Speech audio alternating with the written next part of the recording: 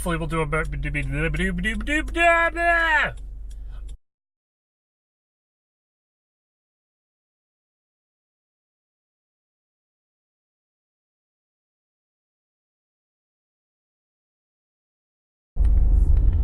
Hello YouTube, how are you doing today?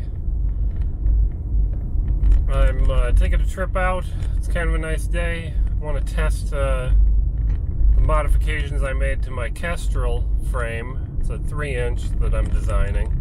I think I'm about done. I think this is version 1.0 here, but we're going to find out for sure today.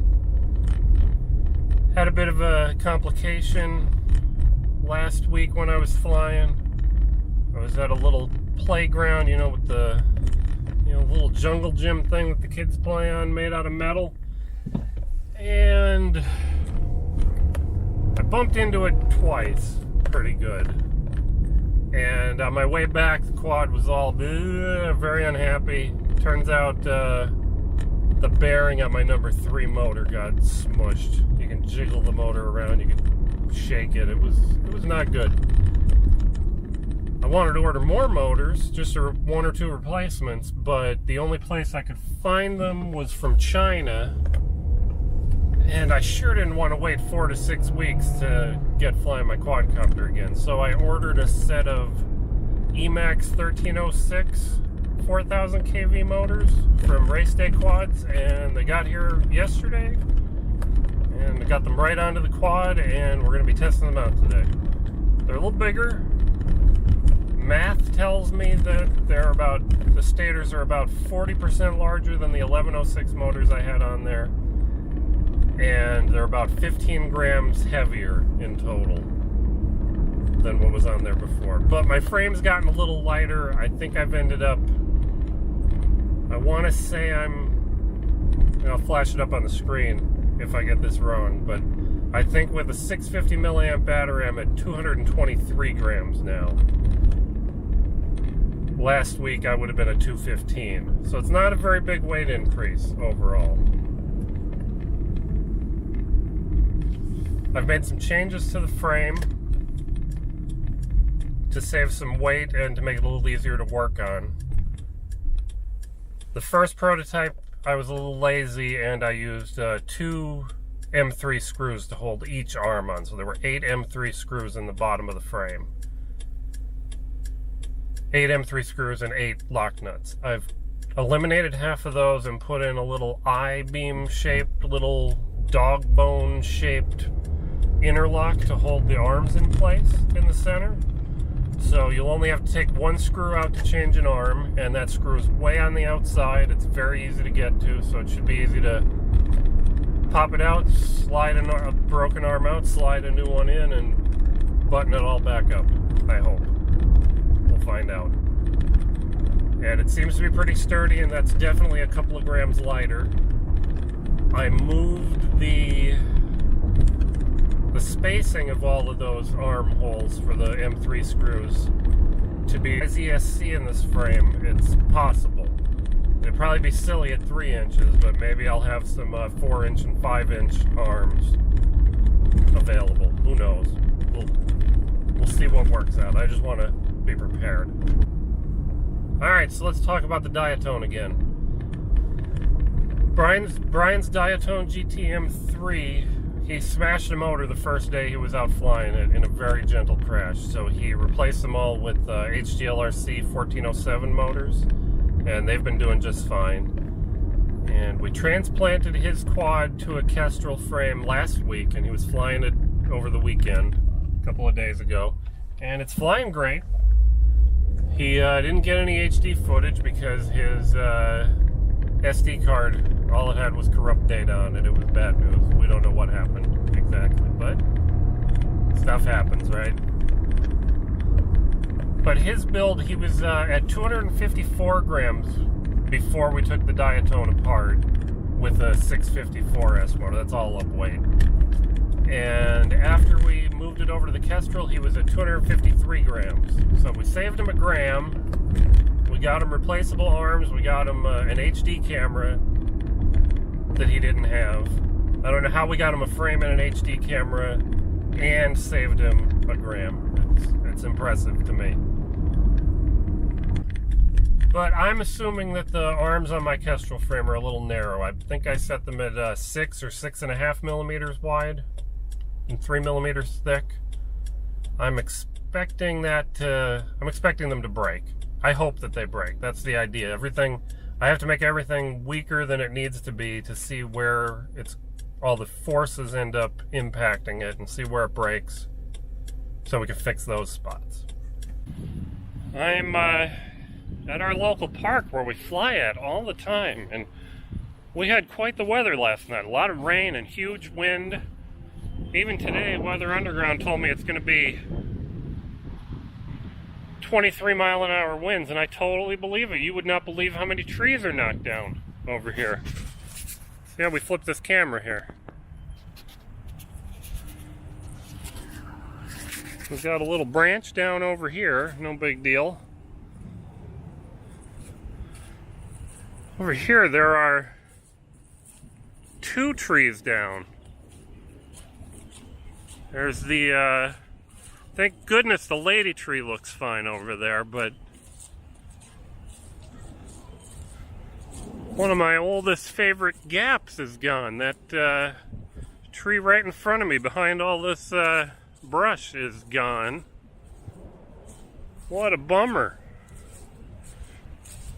I guess half of that tree is down. What else do we have here? Yeah, and another one over by the path. I guess two trees over by the path are down. What?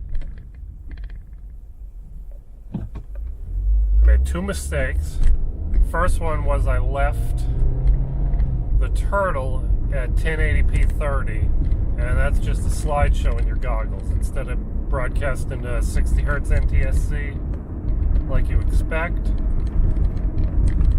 It doubles all those frames, so you get the same frame twice in a row over and over again. It's a frustrating way to fly. It's very hard to see what sort of oscillations you're getting.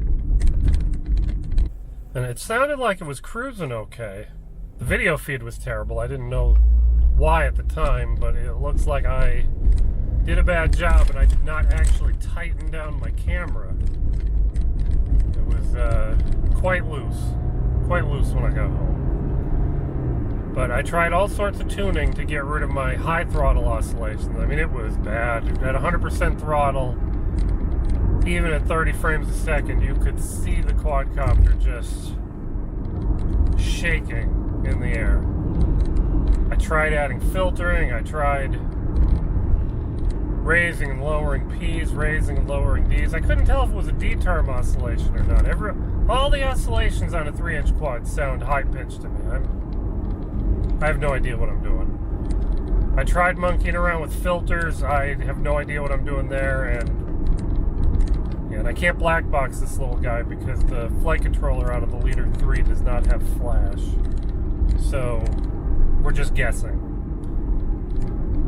Anyhow, I took it home, plugged it into Betaflight to see what I was doing with my filters, tightened up the camera, put fresh props on it. The props I was flying earlier today, they weren't bad. They weren't great though. One had a little chip out of the end, not quite a chip, but it wasn't great. Another one had one blade that was slightly bent. I mean, it shouldn't have been flying that bad on those props, but who knows. And I undid some of my tuning, lowered my D's quite a bit, changed the filtering. I left at the park earlier today. I kept lowering my maximum throttle to try to get rid of those high throttle oscillations, and as long as I kept it under about 72% throttle, you couldn't see any oscillations, but it was slow, it was sluggish. But I'll put some video in here, but when I took it home with the fresh props, whatever other D-term, P-term changes I made, it's doing a lot better. I can do a punch out at 100% throttle, and I didn't get terrified of the oscillations. I saw some in the camera, in the HD footage, but it's doing a lot better. The bummer is At home, when I was flying out in the front of the house,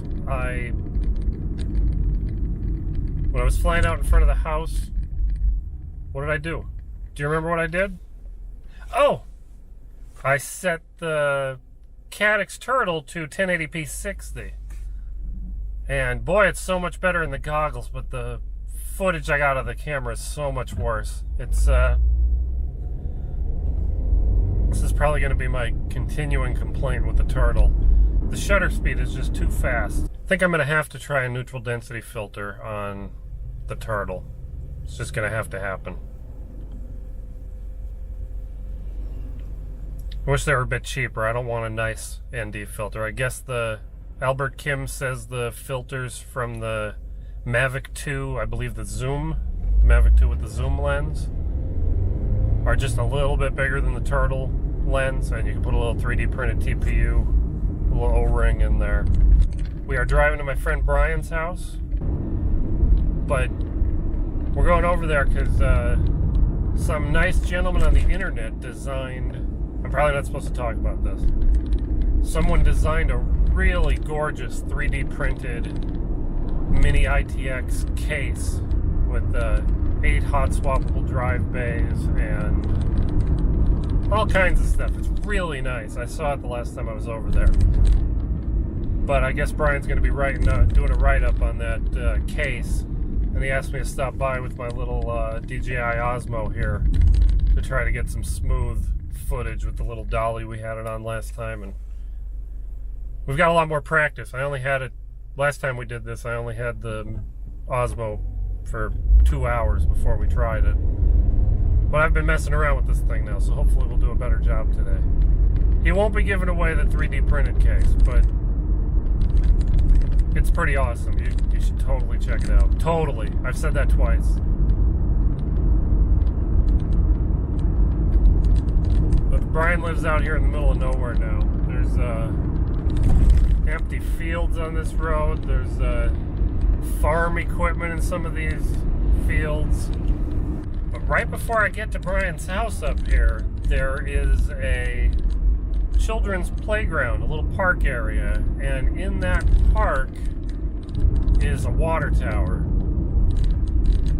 Brian told me to bring my Tiny Hawk for later today after we're done filming, but I brought my Kestrel. We've got some daylight. I'm gonna take it up and dive that water tower a few times just to have some different footage. So what if we flip this while we're driving? What do we see? Oh, we see the road. There's a little bit of dashboard. Maybe we should get this up just a little bit higher, but that's pretty fargan awesome. And I know I can aim that up a bit. What if we manually aim that up just a bit?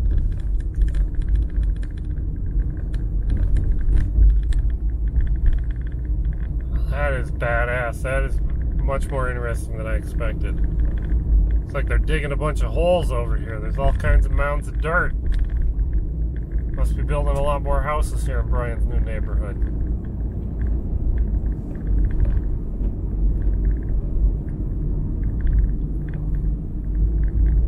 We can buy our lot and bring our builder. I don't really want to do that. Well, tuning is definitely not my only problem. I noticed on one of my last trips to the little park over here, when I was arming, some of the motors weren't spinning right up. They were twitching a little and then spinning up. And it seems to, well, I shouldn't say that. It might seem to only do that when the quadcopter's not quite level when I arm it, but it really shouldn't be doing that. I brought it home, I adjusted my motor timings from medium to medium high, and out in the front of the house here, they seem to spin up every time I arm it, and everything's smoother, it sounds smoother, pretty sure, and it's flying smoother. For all I know, I've got a flaky ESC. I've crashed this quad a lot in the 6 or 8 months that I've owned the Leader 3 with its its ESC is getting old. I've burned out a motor on it before. I smashed a motor recently. not exactly flying the newest, freshest, cleanest stuff here. So I'm going to do some more testing and we'll see. This video got a little long, got a little out of hand. Hopefully you enjoyed listening to me ramble on and on and on. If I'm doing this right, there's buttons down there for subscribing and liking, and comments are fun. I don't know. But you guys have a good day. Thanks for watching.